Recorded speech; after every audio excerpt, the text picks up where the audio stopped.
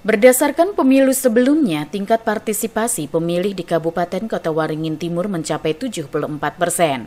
Persentase itu lebih tinggi dari target secara nasional sebesar 70%.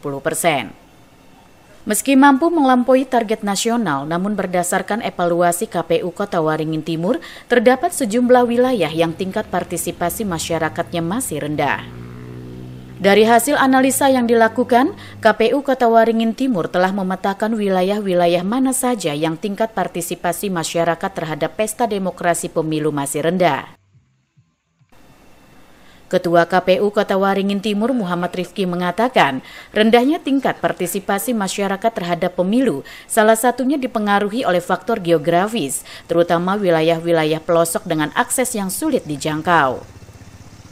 Rifki mengaku pihaknya telah menyiapkan berbagai strategi, salah satunya dengan mendirikan tempat pemungutan suara atau TPS di lokasi yang aksesnya mudah dijangkau masyarakat setempat. Termasuk semakin menggencarkan sosialisasi ke wilayah-wilayah pelosok, terutama oleh Panitia Pemilihan Kecamatan atau PPK dan Panitia Pemungutan Suara atau PPS di wilayahnya masing-masing. Yang lebih banyak tingkat partisipasi rendah itu daerah daerah pelosok yang tingkat geografisnya memang memiliki kesulitan tersendiri.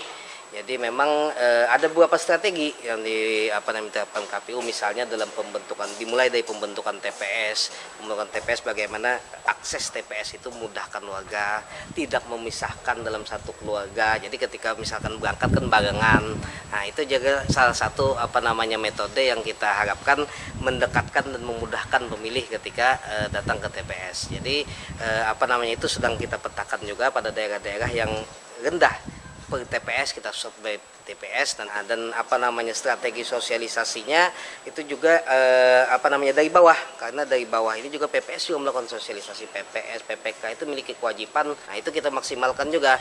Jadi misalkan turun ke forum-forum warga, kemudian juga kegiatan-kegiatan di lingkungan masyarakat itu juga kita minta PPK dan PPS juga turun dan sosialisasikan.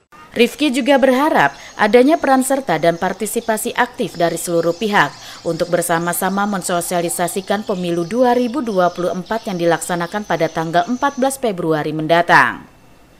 Dengan berbagai upaya yang telah dan akan dilakukan tersebut, diharapkan tingkat partisipasi pemilih pada pemilu 2024 di Kabupaten Kota Waringin Timur semakin tinggi.